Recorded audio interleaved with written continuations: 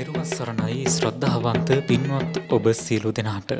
පින්වත්නි, සැමසිත සුවපත් කරන්නට ලෞතුරු ශ්‍රී සද්ධර්මය මුළු ලොවටම බෙදා හරින බෞද්ධ නාලිකාවේ මහනුවර මධ්‍යස්ථානය මගින් බාහිර පටිගත කිරීමක් ලෙස සිදු කරන මේ උතුම් සදහම් දේශනාව මෙලෙසින් ආරම්භ කිරීමටයි මේ සූදානම් වන්නේ.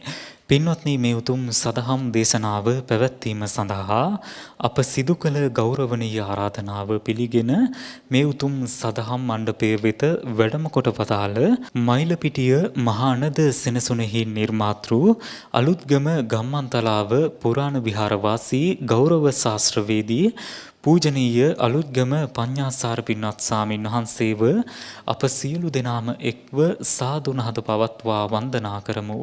සාදු සාදු සාදු.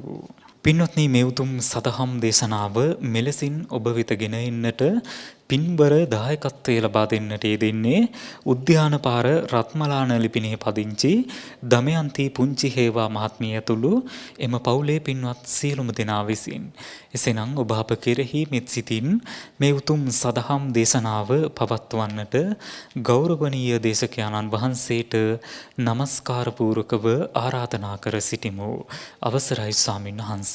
සාදු සාදු සාදු. සමන්ත චක්ඛවාලේසු අත්‍රා ගච්ඡන්තු දේවතා සද්ධම්මං මුනි රාජස්ස සුනන්තු සග්ග මොක්ඛදං ධම්ම ශ්‍රවණ කාලෝ අයං භදංතා ධම්ම ශ්‍රවණ කාලෝ අයං භදංතා ධම්ම ශ්‍රවණ කාලෝ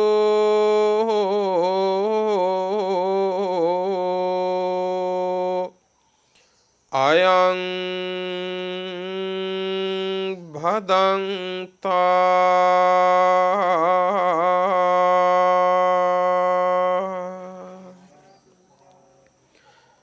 නමෝ තස්ස භගවතෝ අරහතෝ සම්මා සම්බුද්දස්ස. නමෝ තස්ස භගවතෝ අරහතෝ සම්මා සම්බුද්දස්ස. නමෝ තස්ස භගවතෝ අරහතෝ සම්මා සම්බුද්දස්ස.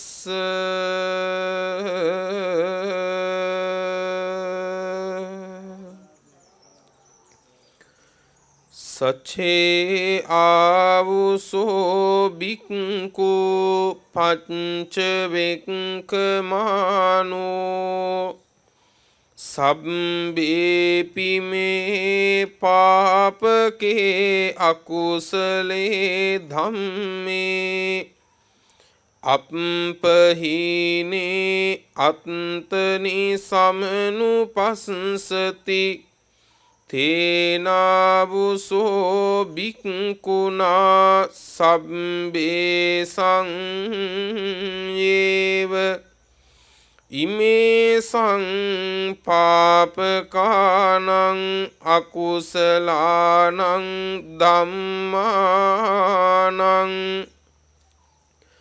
පහනාය වායමි තබ්බං සච්චේ පනාවුසෝ බික්කු පච්ච වෙක්කමානෝ සබ්බේපි මේ පාපකේ අකුසලේ ධම්මේ පහීනේ අත්තනි සමනුපස්සති තේනාවුසෝ බික්කුණා තේනේව පීති පාමුජ්ජේන විහාතබ්බං අහෝරත්තානුසික්කිනා කුසලේසු ධම්මේසු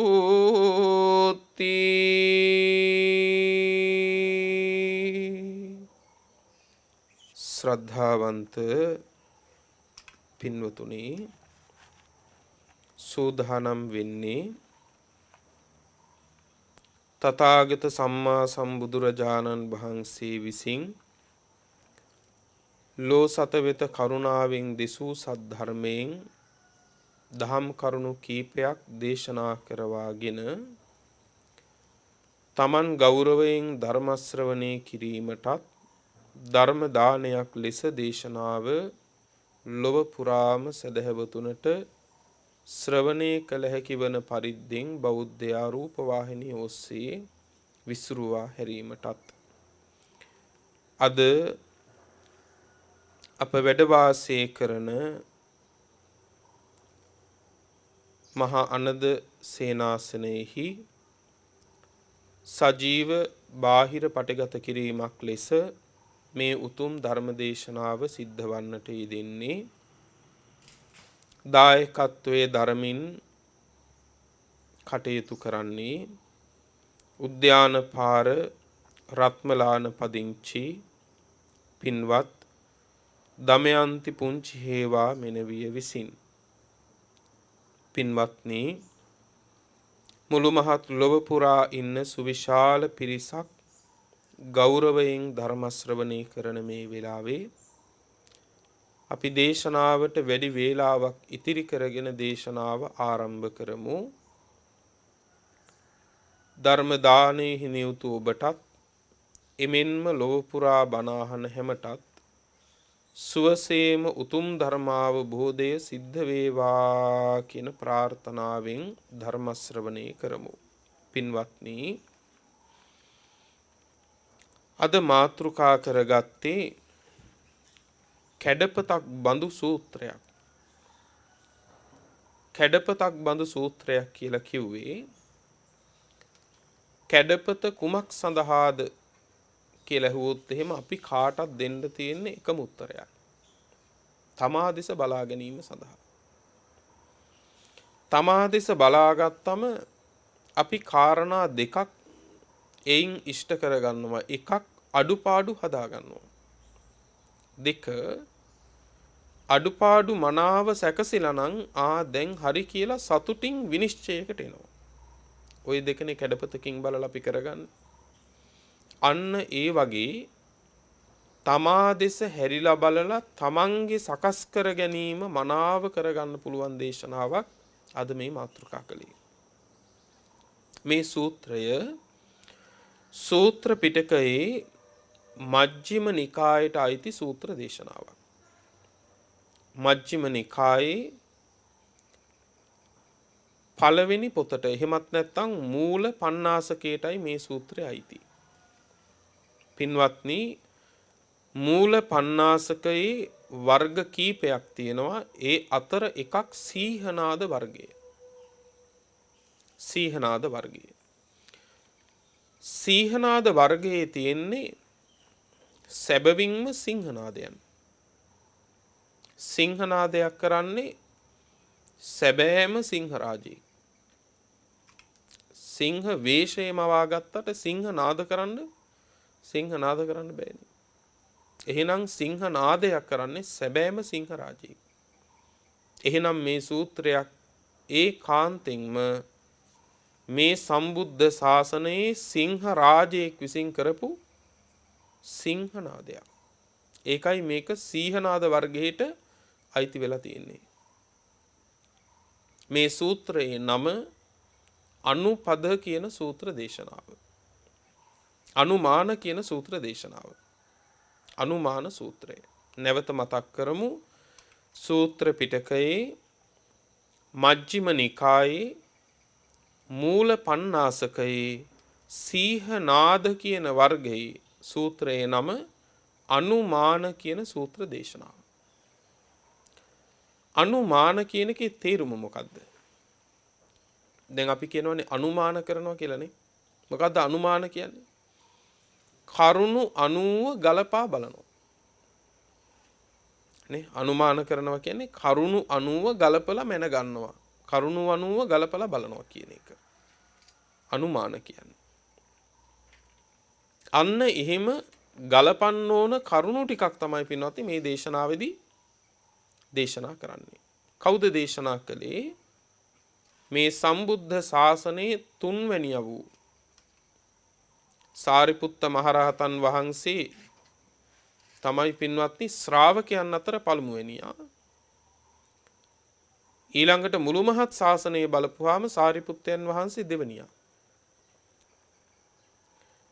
තුන්වෙනියා තමයි පින්වත්නි මේ ශාසනයේ වාම ශ්‍රාවක වෙච්ච 이르දිමතුන් අතර අග්‍ර ප්‍රාප්ත වෙච්ච මහා මුගලන් මහරහතන් වහන්සේ. එහෙනම් මේ දේශනාව කාගේ සිංහනාදයක්ද? මුගලන් මහරහතන් වහන්සේගේ සිංහනාදයක්. බුදුරජාණන් වහන්සේ එක වෙලාවකම නෙමෙයි නොඑක් වාරවල මේ ශාසනයේ ඊටාම ගුණපුරණ මේ ශාසනයේ මනාව හසුරුවන ශ්‍රාවකයෝ හරියට වර්ණනා කළා පින්වත්නි. දැන් එක අවස්ථාවක බුදුරජාණන් වහන්සේ සාරිපුත්ත මහරහතන් වහන්සේගෙන් අහනවා සාරිපුත්තය යම් වෙලාවක මං හුදකලාව විවේකීව සමවත් සුවයෙන් වැඩ ඉන්නවා නම් ඒ සමයේහි ඔබ වහන්සේට මොකද හිතෙන්නේ කියලා ඇහුවා. මේ අහන්නේ කාගෙන්ද? මේ ප්‍රඥාවන්ත භික්ෂූන් අතර අග්‍රප්‍රාප්ත වෙච්ච සාරිපුත්ත මහරහතන් වහන්සේගෙන්. උන්වහන්සේ උත්තරයක් දුන්නා ස්වාමීනි ඒ වෙලාවට මට හිතෙනවා මටත් ඔබ වහන්සේ වගේම සමවත් සුවයෙන් විවේකීව මේ නිරෝධ සමාපත්තියට සමවැදිලා ඉන්න නැත්තම් හොඳයි කියලා ඔබ වහන්සේ වගේම ඔබ වහන්සේත් එක්ක මට එහෙම හිතෙනවායි කිව්වා. එහෙමද කියලා ඇහුවා. ඊළඟට බුදුරජාණන් වහන්සේ ඇහුවා මුගලන් මහරහතන් වහන්සේගෙන් මුගලන් මම යම් වෙලාවක විවේකීව සමවත් සුවයෙන් නිරෝධ සමාපත්තියට සමවදිමින් විවේකීව වාසය කරනවා නම් ඒ සමයේ ඔබ වහන්සේට මොකද හිතෙන්නේ කියලා ඇහුවා. උන්වහන්සේ දුන්න උත්තරේ තමයි ස්වාමීනි ඒ වෙලාවට මට හිතෙනවා ඔබ වහන්සේ විවේකීව වාසය කරන නිසා ඔබ වහන්සේ සමවත් සුව විඳිමින් වාසය කරන නිසා මං ඒ වෙලාවේ මේ භික්ෂුන් වහන්සේලා පරිහරණය කරන්න ඕනේ කියලා හිතනවා කිව්වා. ඒ කියන්නේ භික්ෂුන් වහන්සේලා රැක බලා ගන්න ඕනේ. කල යුතු අවවාද මම කරන්න ඕන. මේ වෙලාවේ මම අනුශාසනා කළ යුතු දේවල් උන්වහන්සේලා වෙනුවෙන් කරන්න ඕනේ කියලා. දැන් සාරිපුත්ත මහරහතන් වහන්සේ මොකද වදාළේ? බුදුහාමුදුරුවෝ වගේම විවේකයෙන් සමවත් සුවයෙන් හිටියොත් හොඳයි කියලා. මුගලන් හාමුදුරුවෝ කියනවා මේ වෙලාවේ බුදුහාමුදුරුවෝ විවේකයෙන් නම් බුදුරජාණන් වහන්සේ සමවත් සුව විඳින්මින් නම් ඒ වෙලාවේ මම භික්ෂූන්ට අවවාද කරන්න ඕනේ. අනුශාසනා කරන්න ඕනේ. කළ යුතු දැහැමි කතාව මම කරන්න ඕනේ කියලා. බුදුහාමුදුරුවෝ වදාලා ඒ වෙලාවේ සාදු සාදු මුගලන් කිව්වා. බලන්නකො හරි ලස්සන තැනක්. සාදු සාදු මුගලන් කිව්වා. ඒක තමයි වෙන්න ඕනේ කිව්වා. ඒක තමයි වෙන්න ඕන.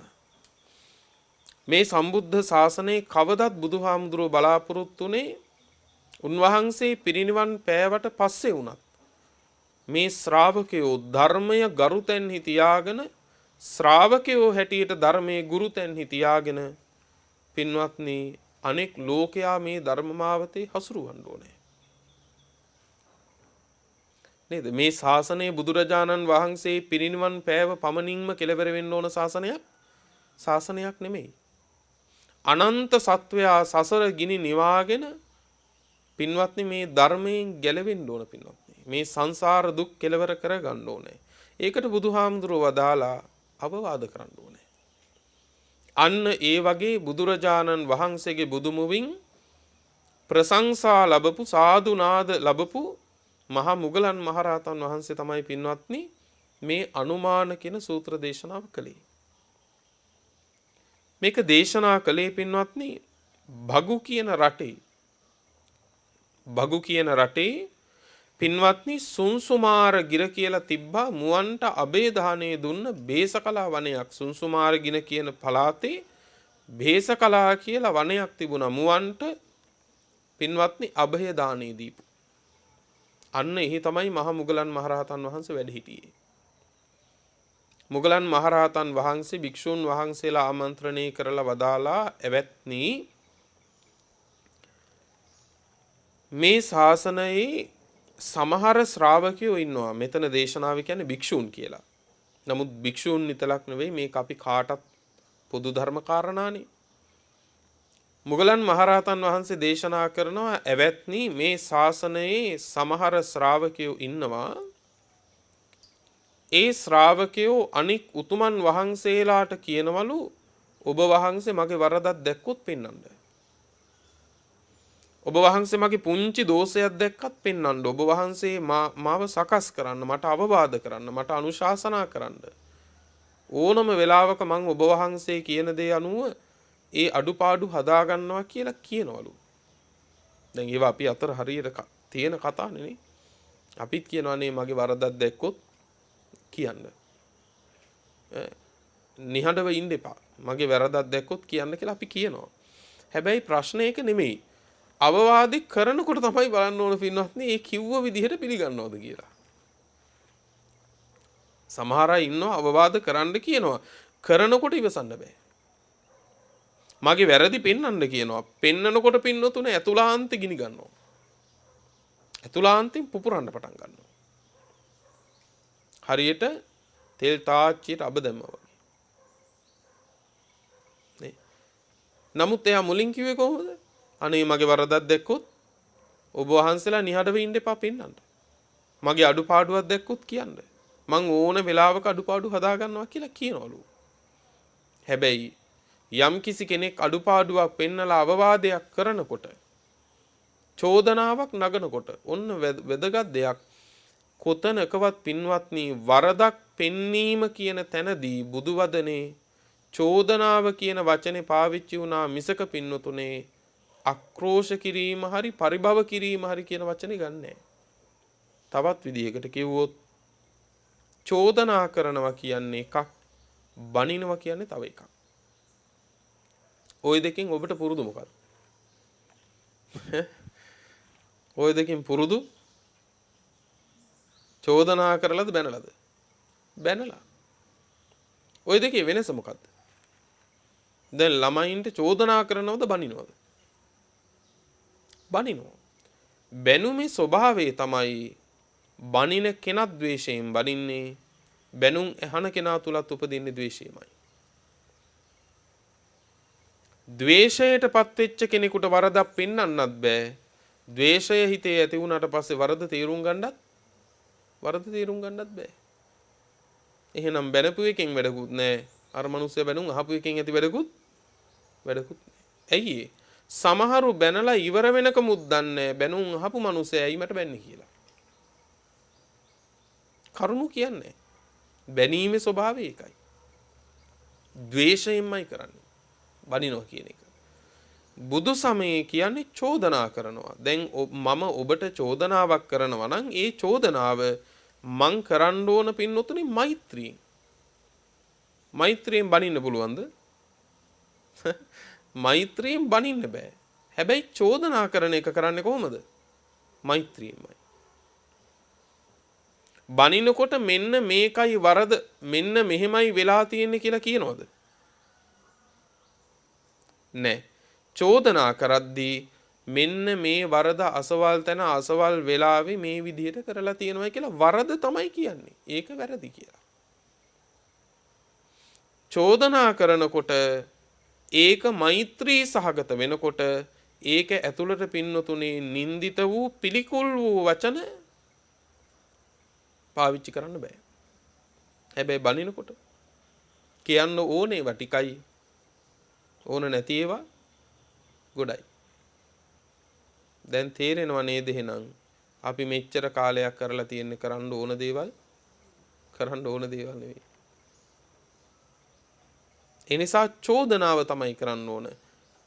මෛත්‍රියෙන්ම කරන්න ඕනේ. දැන් සමහර අය කියනවා අනේ මට වරද දැකපු තැන මට කියන්න. අඩුපාඩුව දැකපු තැනම මට කියන්න. පුංචි දේ පවා මට කියන්න මං ඉක්මනට හදාගන්නම් කියලා කියනවා. කිව්වට වරද පෙන්නකොට මොකද වෙන්නේ පින්නතුනේ? කුපිත වෙන්න පටන් ගන්නවා. එතකොට අර අවවාද කරන කෙනා හිතනවා අනේ මේ මිනිස්සයා වැරදි පෙන්වන්න කියලා කිව්වට ආයෙ නම් මේ මිනිහට වරද කියන්න හොඳ වරද පෙන්වන්න හොඳ නැහැ. මෙයා අපි අවවාද කරන්න ඕන කෙනෙක් නෙවෙයි. මෙයාට අපි අවවාද නොකර අත්තරිමු කියලා පින්නතුනේ අවවාද නොකර අත්තරිනවා. ඒක හරියට යම් රෝගියෙකුගේ යම් කිසි අමනෝඥ හැසිරීමක් නිසා වෛද්‍යවරයෙක් පින්නතුනේ ප්‍රතිකාර කරන එක නැවැත්තුවා වගේ. කාටද විපත? කාටද විපත පින්නොත්නි? ලෙඩාට. නේද? විපත තියෙන ලෙඩාට. අන්න ඒ වගේ තමයි අවවාද කරන්න කිව්වට පස්සේ අවවාද කරනකොට කුපිත වෙනවා නම් ඊට පස්සේ අවවාද නොකර ඇරියොත් අවවාද කරන කෙනාට නෙවෙයි පාඩු අවවාදය ලබන්න ඕන කෙනාට තමයි පාඩු. ඒ ලෙඩෙන්ම මැරෙනවා වගේ අකුසලයෙන්ම නිරේ පුරවනවා. ඒ අකුසලයෙන්ම දුගතිය වැටෙනවා. ඒ අකුසලේ හදාගන්නේ ඒක තමයි කිව්වේ නිදීනංව පවත්තාරං යම් පස්සේ වජ්ජ දස්සිනං කියලා. වරද පෙන්නකොට නිදානේ පෙන්නනවා වගේ දකින්න කියලා. හැබැයි අපි වැරදි පෙන්නනවට කැමති නෑ. නැති යුවා කියලා හරි වර්ණනා කරනවා නම් අපි හරි සතුටුයි. කෙලෙස් සහිත ලෝකෙ හැටි. එතකොට මේ මුගලන් මහරහතන් වහන්සේ කියනවා එතකොට අර අවවාද කරන කෙනා හිතනවලු මෙයා අවවාද කරන්න ඕන කෙනෙක් නෙවෙයි කියලා. අවවාද නොකර අත්තරින එකට බණ පොතේ වචනයක් කියනවා පින්වත්නි. මොකද්ද? ශ්‍රාවකයව මරනවා. ශ්‍රාවකෙක් ශාසනය ඇතුලේ මරනවා කියලා කියන්නේ මොකද්ද? අවවාද නොකර අත්තරිනවා. බලන්නකෝ බරපතලකම.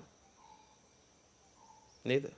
අපේ වරදක් තියෙනකොට ඒ වරද කවුරුත් පෙන්වන්න නැත්නම් අපේ තියෙන වරදි පිළිගන්නේ නැති ස්වභාවයේ හින්දා ඒ වැරදි පෙන්වන්න නැතුව අත්තරින එක ශාසනයක් ඇතුලේ මරණයයි. කොච්චර බරපතල කාරණාද බලන්නකෝ මේ අපිට හිතෙනවා මේවා බොහොම පුංචි දේවල් නේ කියලා. මේවා පුංචි නෑ පින්වත්නි. ශාසනයක් ඇතුලේ මරණයක්. එතකොට මුගලන් මහරහතන් වහන්සේ දේශනා කරනවා ඇවැත්නි මේ වැරදි පිළිගන්නේ නැති එකට නමක් කියනවා. ඒකට කියන වචනය තමයි මොකද්ද? පින්වත්නි වැරදි මනාව ගෞරවයෙන් පිළිගන්න එකට කියනවා සුවච භාවය කියලා. මොකද කියන්නේ? සුවච භාවය. කරණීයමෙත්ත සූත්‍රය බහලා තියෙනවා කොහොමද? සෝවචස්සතා කියලානේ. එතකොට පින්වත්නි මේ සුවච භාවය කියන එක සුවචෝචස්ස මුදුවනතිමානී කියන්නේ කරණීයමෙත්ත සූත්‍රයේ. සෝවචස්සතා කියලා බණ පොතේ කියන්නේ පින්වත්නි මේ සුවච භාවය. සුවචෝ චස්ස මුදුවනතිමානී කියන්නේ සුවච භාවය. මේකට විරුද්ධ වචනේ තමයි දුර්වච භාවය. සෝවචස්සතා එහෙමත් නැත්නම් දෝවචස්සතා. සුවච භාවය එහෙම නැත්නම් දුර්වච භාවය. දුර්වච භාවය කියලා කියන්නේ අවවාදයක් කරනකොට වරදක් පෙන්නකොට ඒ අවවාදේ ගෞරවයෙන් පිළිගන්නේ.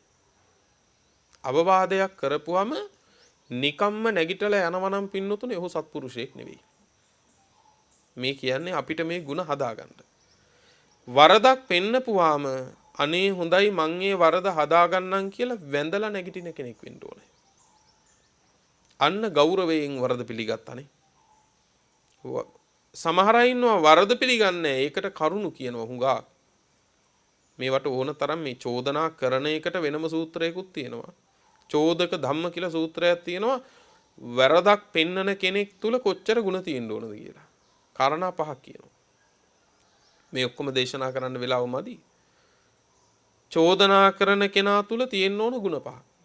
චෝදක ධම්ම සූත්‍රය.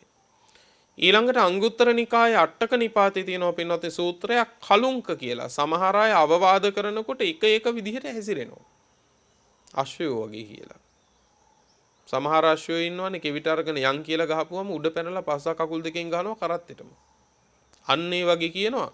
සමහරුන්ට වරදක් පෙන්නපුවාම මට පෙන්නන්න ඔබ කවුද කියලා අහනවලු. අර පස්සා කකුල් දෙකෙන් කරත්තෙට ගැහුවා වගේනේ. තවත් සමහර අශ්වයෝ ඉන්නවා යන් කියලා ගහපුවම අශ්වයට ඕන හැටියට තමයි යන්නේ. අශ්වයට ඕන හැටියට යන්නේ. අශ්වයට ඕන දිහාවේ යන්නේ. ඒ වගේ කියනවා සමහරුන්ට වරදක් පෙන්නපුවම කළාද කියන්නෙත් නැහැ නැද්ද කියන්නෙත් නැහැ. ඔය නැගිටලා යනවලු යන්න. දැන් මේවා අපි අත්දකින්න දේවල්නේ. සමහරුන්ට වැරදි පෙන්නපුවාම වැරදි පෙන්නන මනුස්සයා පෙන්නනවා අර මනුස්සයා නැගිටලා යනවා යන්න. තවත් සමහර අශ්වයෝ ඉන්නවා කිව්වා යන් කියලා කිව්වහම යන්නෙත් නැහැ එහෙමම ගල් ගැහිලා ඉන්නවලු. සමහරුන්ට වැරදි කොච්චර පැය ගාණක් වැරදි කිව්වත් මනුස්සයා හා කියන්නෙත් නැහැ හෝ කියන්නෙත් නැහැ ඔහොමම ඉන්නවා. කාටද කියන්නේ එතකොට? බලන්නකො මේ දෝෂ අපිට මේවා සමාජයේ ප්‍රකට නැද්ද කියලා. තව කාරණා රාශියක් තියෙනවා අංගුත්තර නිකායේ අට්ඨක නිපාතේ කලුංක සූත්‍රයේ. ඒක කියවලා බලන්න. හරි වටිනවා අපිට. ඒ වගේ මේ වැරදි පෙන්නන කොටත් සමහර අය හරි කුපිත වෙනවා. ඒ කියන්නේ වැරදි ගෞරවයෙන් ඒ චෝදනාව පිළිගන්නේ. වරද පෙන්නන එක ගෞරවයෙන් ගන්නෑ. මේකට කියනවා පදක්කිනක් ගාහි. හරිනම් පැදකුණු කරලා තමයි වරද පිළිගන්න ඕනේ. ඒ අවවාදේ පිළිගන්න ඕන පැදකුණු කරලා. පැදකුණු කරන්නේ ගෞරවයෙන්මනේ පින්වත්නි. වරද පෙන්නන කොටත් ඒ අවවාදී එහෙම පිළිගන්න කියනවා. දකුණතින් ගන්න කියනවා. වමතින් ගන්න නැහැ නේ පින්නතුනේ ගෞරවයෙන් ගන්න දෙයක්. ඒ වගේ අවවාදේ ගන්න කියන්නේ දකුණතින්. ඒ කියන්නේ ගෞරව සම්ප්‍රයුක්තම ඒ අවවාදේ පිළිගන්න කියනවා. පින්වත්නි අන්න එහෙම ගෞරවයෙන් පිළිගන්න එකට තමයි සුවච භාවය කියන්නේ. යම් කිසි කෙනෙක් අවවාදේ ඉස්සරහ කුපිත වෙනවා නම් පින්වත්නි නොසන්සුන් වෙනවා නම් ඒක ගෞරවයෙන් ගෞරව සම්ප්‍රයුක්තව පිළිගන්නේ නැත්නම් ඒකට කියනවා දුර්වච භාවය කියලා. දුර්වච භාවය. ඒක භික්ෂුවක් හිටියා සිවුරු හුඟක් පරිහරණය කරනවා. සිවුරු හුඟක් පරිහරණය කරනවා. ඉතින් ස්වාමින් වහන්සේලා ඇවිල්ලා බුදුරජාණන් වහන්සේට මේ කාරණේ කිව්වට පස්සේ බුදුරජාණන් වහන්සේ මේ භික්ෂුව කැඳෙව්වා. කැඳවලා කිව්වා ඇත්තද මහණ ඔබ වහන්සේ බොහෝ සිවුරු පාවිච්චි කරනවා කියන්නේ. පෙර සංසාරෙත් පින්වතුනේ හිතුවක්කාර වෙච්ච මේ භික්ෂුව මොකද කළේ? තුන් ලෝකාග්‍ර බුදුරජාණන් වහන්සේ ඉස්සරහා සිවුර ගලවලා දාලා අඳන පිටින් හිටගෙන ඇහුවා මට මෙහෙම දින්න කියන්නේ කියලා. ඒ හා සමාන වූවන් අද අපි අතර නැද්ද? ඉන්නවනේ. මේ කියන්නේ එදා භික්ෂුව ගැන නෙමෙයි. එදා භික්ෂුව තුලින් අද අපි ගැන බලන්න කියලා. නේ? එදා භික්ෂුව තුලින් අද අපි දිහා බලන්න කියලා. සමහර අය එහෙම හිතුවක්කාරයි. සමහර අය එහෙම දඩබ්බරයි. එහෙම දඩබ්බරයන්ට නෙවෙයි බුද්ධ ශාසනය. එහෙම හිතුවක්කාරයන්ට නෙවෙයි සම්බුද්ධ ශාසනය. එතකොට ගෞරවයෙන් පිළිගන්නේ නැත්නම් අවවාදයක් ඒ ගෞරවයෙන් අවවාදේ පිළිගන්නේ නැතිකමට කියනවා දුර්වච භාවය කියලා. ඒ දුර්වච භාවය ඇති වෙන්න කාරණා තියෙනවා කියනවා 16ක්. කාරණා කීයක්ද? 16ක් තියෙනවලු. පළවෙනිම කාරණය. පාපිච්චෝ හෝති පාපිකානං ඉච්ඡානං වසංගතෝ. පවිටු ආසාවෙන් යුක්තයි පවිටු ආසාවන්ගේ වසකිට ගිහිල්ලා තියෙනවා. ඒ කියන්නේ පින්වත්නි පාපිච්චතාවයේ මහිච්චතාවයේ අල්පේච්චතාවයේ කියලා වචන තුනක් තියෙනවා. අල්පේච්චතාවයේ ස්වභාවය තමයි ආශාවන්ගෙන් අඩුයි. ඒ පුද්ගලයාගේ හැටි තමන් ළඟ තියෙන ගුණත් පින්නතුනේ ප්‍රසිද්ධ කරන්නේ. පැහැදිලි නේද? තමන් ළඟ තියෙන ගුණත් ප්‍රසිද්ධ කරන්නේ කවුද? අල්පේච්ච කෙනා. මහිච්චතාවයෙන් ඉන්න කෙනා කොහොමද? තමන් ළඟ තියෙන ගුණ ප්‍රකට කරනවා. තමන් ළඟ තියෙන ගුණ ප්‍රකට කරනවා. පාපිච්චතාවෙන් යුක්ත කෙනාගේ හැටි කොහොමද? තමන් ළඟ නැති ගුණ ප්‍රකට කරනවා. රහත් නොවි රහත් වුණා කියලා කියනවා. පාපිච්චයි. පාපිච්චයි. දේවදත්ත හාමුදුරුවොත් කළේ ඒකනේ. දේවදත්ත හාමුදුරුවෝ තුල තිබුණේ පාපිච්චතාවය. දැන් දේවදත්ත හාමුදුරුවෝ වර 5ක් ගෙනාවනේ. මොනවද වර 5?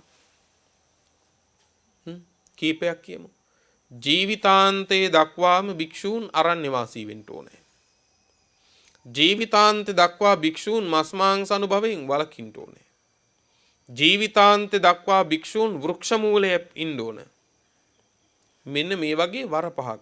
දැන් බැලූ බැල්මට නම් මේ වර 5 නුවණින් මෙනෙහි නොකරන කෙනෙකුට නම් බුදුහාමුදුරුවෝ සරණ ගියාට වඩා පිරිසක් පින්නත් දේවදත්ත හාමුදුරුවෝ සරණ යනවා. මේ වර 5ටම. ඒ සුළුපටු වර 5ක් නෙවෙයිනේ. එච්චර බරපතල අන්තගාමී වර 5ක් මේ. මෙච්චර වර 5ක් ගෙනාවට ගෙනාවේ හොඳ හිතකින්ද? නෑ. ගෙනපු අදහස හොඳ නෑ. සමහරව ඉන්නවනේ ගේන දේ හොඳයි ගේන හිත හොඳ නෑ. නේ? සමහර වෙලාවකදී එකක් දෙන්නේ යටින් තියෙන දෙකක් ගන්න අදහසක්. එතකොට පාපිච්චයිනේ. පවිටු ආසාවක්.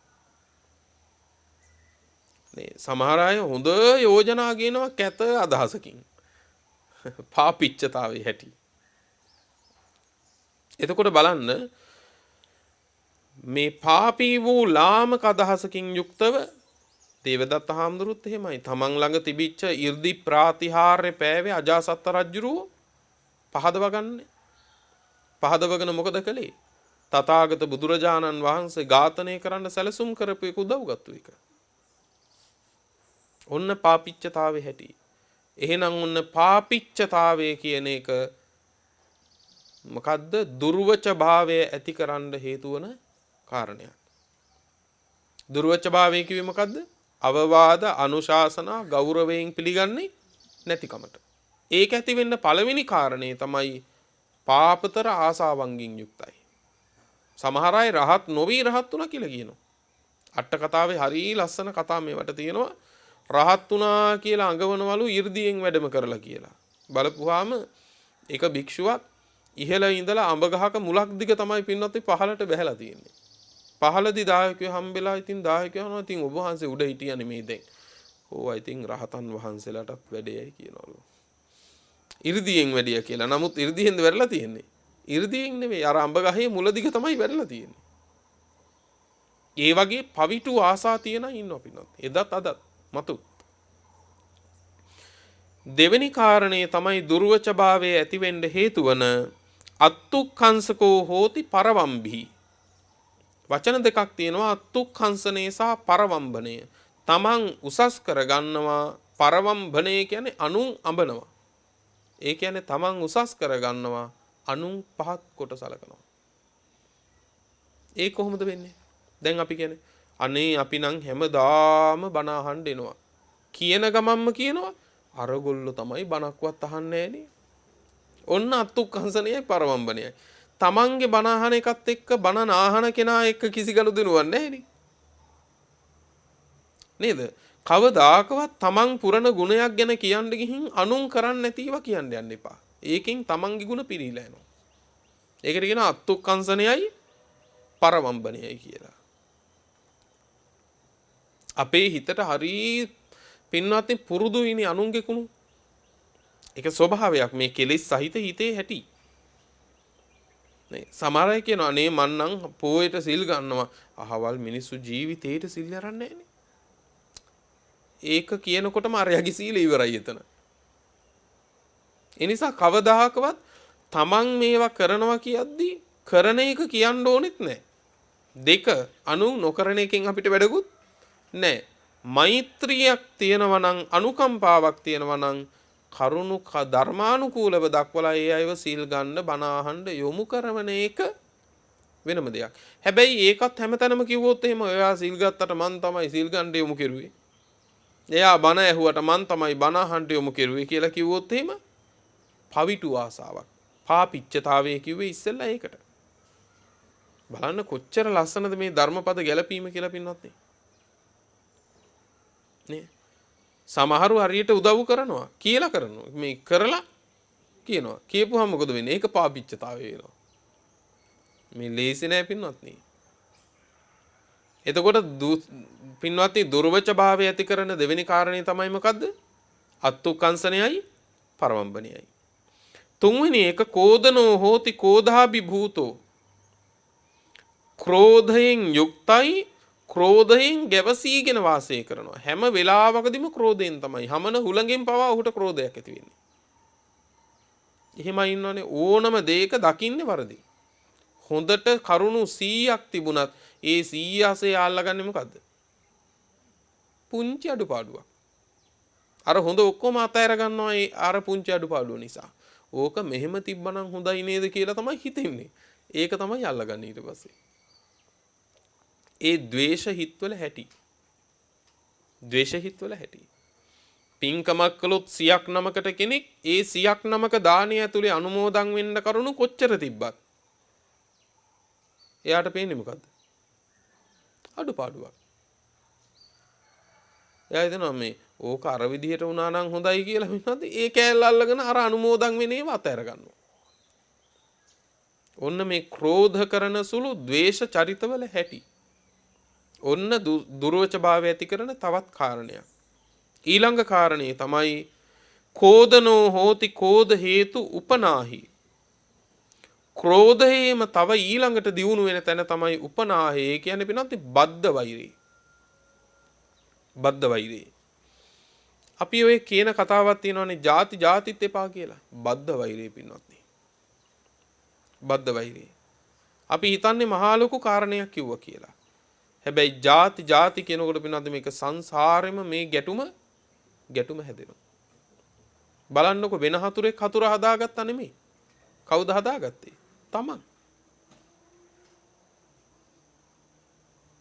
එතකොට බද්ධ වෛරයක් තමයි මේ හැදෙන්නේ පින්නත්නි.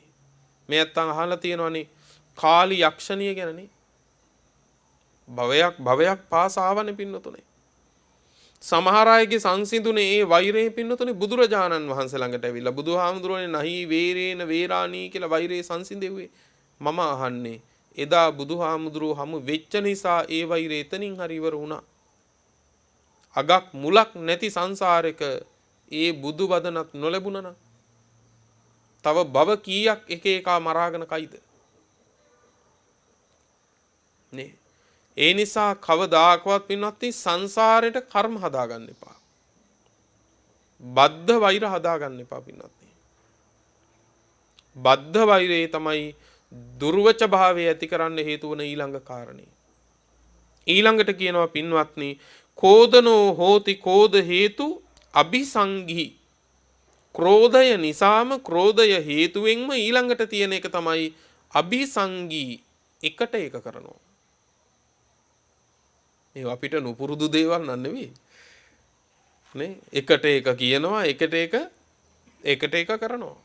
ඔන්න දුර්වච භාවය ඇති කරන ලාමක පාප ධර්මයක්. එකට එක කරන්න පටන් ගන්නවා. සමහර වෙලාවකදී කියන අපි කරබගෙන හිටියොත් හිතනවා අපි නිවටයෝ කියලා. හිතපුවාම මොකද අපි අපාය යන්නේ? අපිට ඕනේ අනුන්ගේ හිත වෙනස් කරන්න නෙමෙයි අපිට හතර අපායෙන් ගැලවෙන්නනේ. නේද? ඒගොල්ලෝ නිවටයෝ නෙවෙයි මොන විදිහට හිතුවත් අපිට කමක් නැහැ. අපිට වග කියන්න එපා. ඒ නිසා අනුන් හිතන විදිහ අපිට අදාළ වෙන්නේ නැහැ පින්වත්නි. එකට එක කරන්න යන්න එපා. ඒකෙන් වෙන්නේ දුර්වච භාවය වැඩි වෙන එක. ලාමක අකුසල ධර්මයක්. ඊළඟ කාරණේ තමයි පින්වත්නි කෝදනෝ හෝති කෝධ සාමන්තං වාචං නිච්ඡාරේතා. ක්‍රෝධය නිසා ක්‍රෝධය හේතුවෙන්ම ක්‍රෝධයට ආසන්න වූ වචන කියනවා. අපි කියන්නේ බනිනවා කියලා. නින්දිත වූ වචන කියනවා. පරුස වචන වලින් ආදියෙන් යුක්ත වෙච්ච නින්දිත වචනත් කියන්න පටන් ගන්නවා ඊට පස්සේ. නේ? සමහරුන්ගේ වචන හරි පිහි පාරවල් වගේ, කඩු කිනිසි පාරවල් වගේ. දුර්වච මිනිස්සුන්ගේ හැටි. වචන මෘදු වෙන්න ඕන. ඊළඟ කාරණේ කියනවා පින්වත්නි දුර්වච භාවයේ ඇති වෙන්න කාරණයක් චෝදිතෝ චෝදකේන චෝදකං පටිපරති. වරදක් පෙන්නනකොට වරද පෙන්නන කෙනාට පින්වත්නි කියනවලු මොකද්ද? මට පෙන්වන්න කලින් ඔයා හදාගන්න ඔයාගේ වැරදි. ඔන්න දුර්වච භාවය ඇති කරන ඊළඟ කාරණේ. මට පෙන්වන්න ඔයා කවුද? අපිට කියන්නේ ඔයාලා හොඳ මිනිස්සු ය කියනවා. මේවා අපිට නුපුරුදුද? මේවා අපිට නුපුරුදු නෑ පින්වත්නි. බැලුවත තියෙන ওই ටිකමද නැද්ද? බැලුවත ওই ටික තියෙන්නේ. නිවන වැහෙන කරුණු තියාගෙන නිවනට සාදුකාර දිදී පින්වත්නි ජීවිතේ වැය කරලා දානවා නම් මොන අලාභයක්ද කියලා බලන්නකෝ.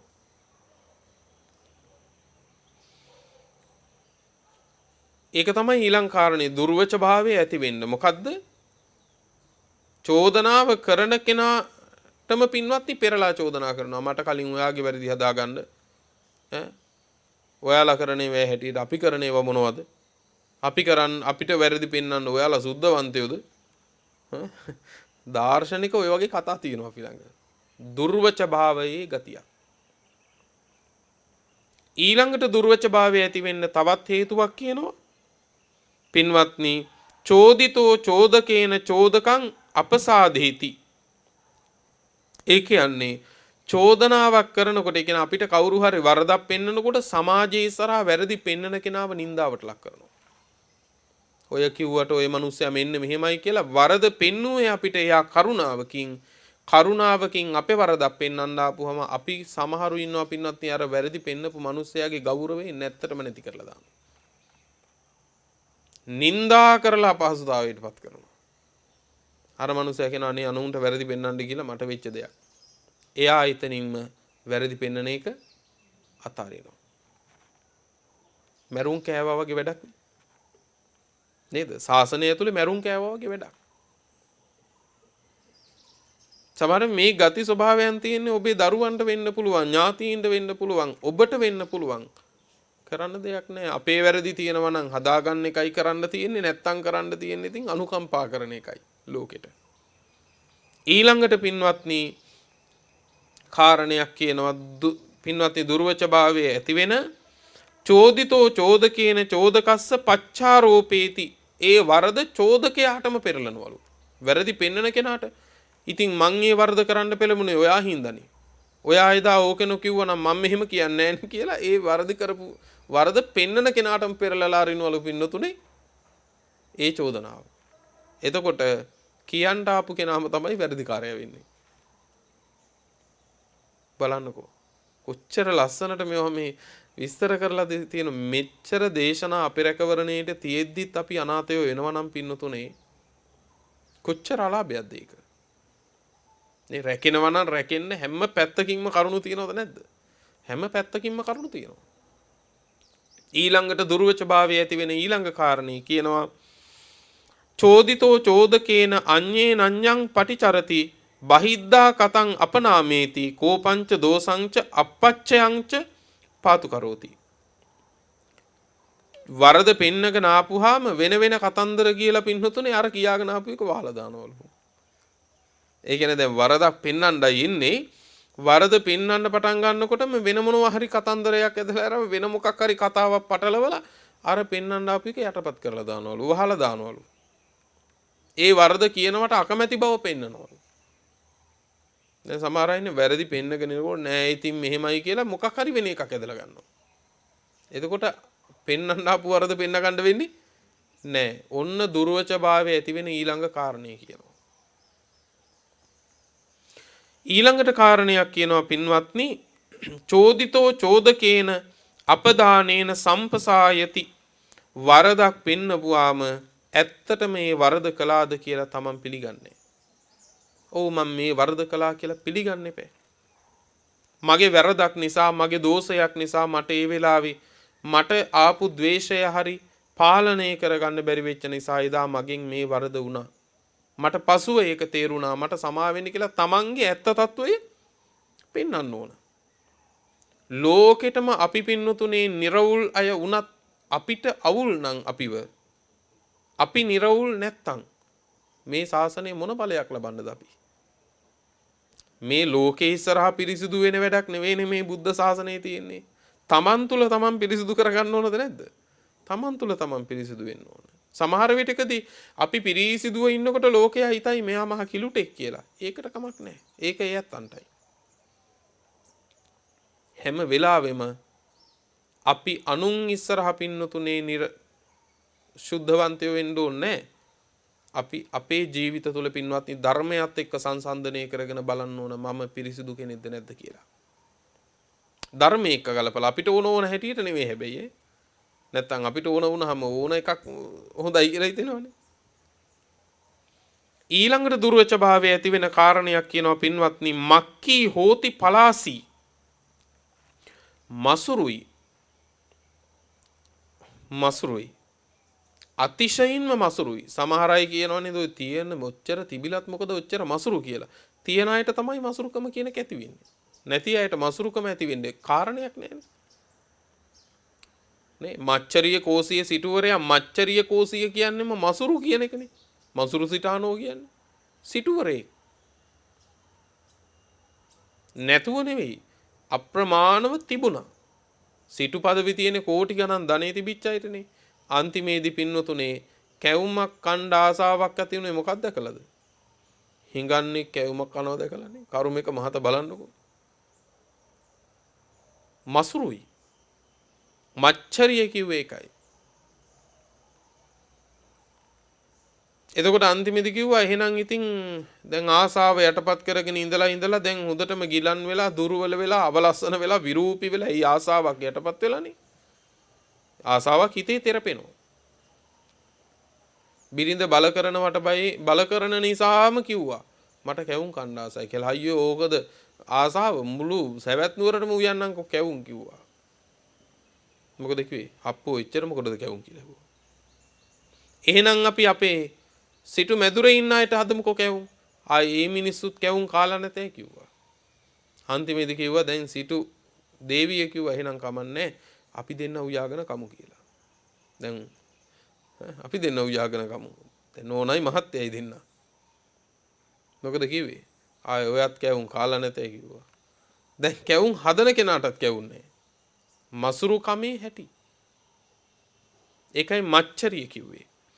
එහෙම තමන් ගැන විමසලා බලන්න කියනවා කණ්ණාඩියේ මූල බලනවා වගේ මං ළඟ මේ 16 තියෙනවද නැද්ද? එක දෙක ගානේ හරි තියෙනවා නම් 16ෙම තියෙනවා නම් 16න් 16යි.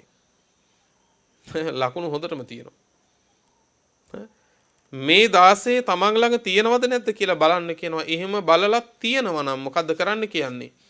අධික මාත්‍ර වීරයක් ආරම්භ කරන්න කියනවා මේ ටික මන් නැති කරගන්නවා කියලා. මේ දෝෂ ටික මං ළඟ නැති කරගන්නවා කියලා.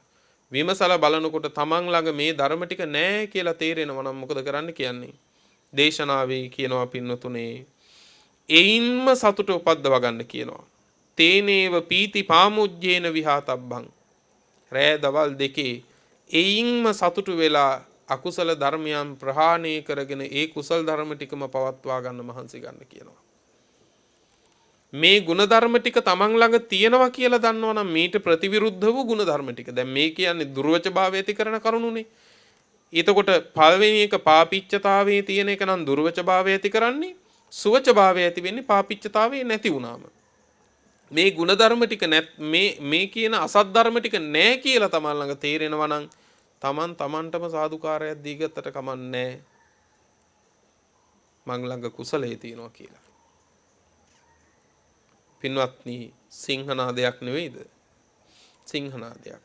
මුගලන් මහරහතන් වහන්සේ කළ සිංහනාදයක්. පින්වත් සියලු දෙනාට මේ දේශනාව උතුම් නිවන පිණිස හේතු වේවා කියන ප්‍රාර්ථනාවෙන් ධර්ම දේශනාව නිමාවට පත් කරනවා. අද අප වැඩ වාසය කරන අග්‍ර උපස්ථායක ආනන්ද මහරතෙරුන් වහන්සේට උපහාර පිණිස ඉදිකළ මේ මහා අනද සෙනසුනේ බාහිර පටිගත කිරීමක් ලෙස සිදු කළ මේ දේශනාවේ පින්වන්ත දායකත්වයේ දරුවේ උද්‍යාන පාර රත්මලාන පදිංචි පින්වත් දමයන්ති පුංචි හේවා මෙනවිය විසින් සියලු දෙනාටම උතුම් ධර්මාවබෝධයේ පිණිසම මේ ධර්ම දාණය හේතු වේවා කියන ඒකායන ප්‍රාර්ථනාවෙන් සෙත් ප්‍රාර්ථනා කිරීම වශයෙන් දේශකයාණන් වහන්සේ හැටියට මටත් තවදුරටත් ශාසනික කටයුතු කරගෙන යාමට ත්‍රිවිධ රත්නයේ ආශිර්වාද ලැබේවා කියලා ප්‍රාර්ථනා කරනවා. එකී ප්‍රාර්ථනාවන්ට සීමා වෙමින් හැම දිනාට උතුම් ධර්මාවබෝධයේ පිණිසම කරන ධර්ම දානයක් ලෙස බොහෝම සද්භාවයෙන් ගෞරවයෙන් බොහොම ලොකු සූදානමකින් මේ උතුම් ධර්ම දානය සිද්ධ කරන්නට යෙදුනේ. රැස් කරගත් උදාාරතර කුසල් පින්වත් ඔබ නාමයෙන් මියගිය මව් දෙමව්පිය ආදී යම් පිරිසක් වේ නම් ඒ හැමට අපි අනුමෝදන් කරමු. සියල්ලෝ පින් අනුමෝදන්ව සැපවත් වෙත්වා. ජාත්‍යාදී දුකින් මිදී නිවනින් සැනසෙත්වා කියලා සාදු කියලා පින් අනුමෝදන් කරමු. දේශනාවේ දායකත්වයේ දරූ ඔබටත් උතුම් ධර්මාවබෝධයේ සුවසේම සිද්ධ වේවා. ධර්ම ශ්‍රවණය කළ හැමටත් නිදුක් නිරෝගී භව චිරජීවනයේ සැලසේවා. බුද්ධාදී උතුමන් නිවුණු සැනසුණු අමා මහ නිවන මේ කුසල බලයෙන් අපටත් ලැබේවා කියලා සාදු කියලා ප්‍රාර්ථනාවන් ඇති කර ගනිමු. ලොව සසුන සුරකින්න සියලු සම්මාදිට්ඨික දිව්‍ය රාජ මණ්ඩලයටත් මේ පින් ලැබේවා. උතුම් නිවනින් දෙවියෝද සැනසෙත්වා කියලා සාදු කියලා දෙවියන්ටත් පින් අනුමෝදන් කරමු.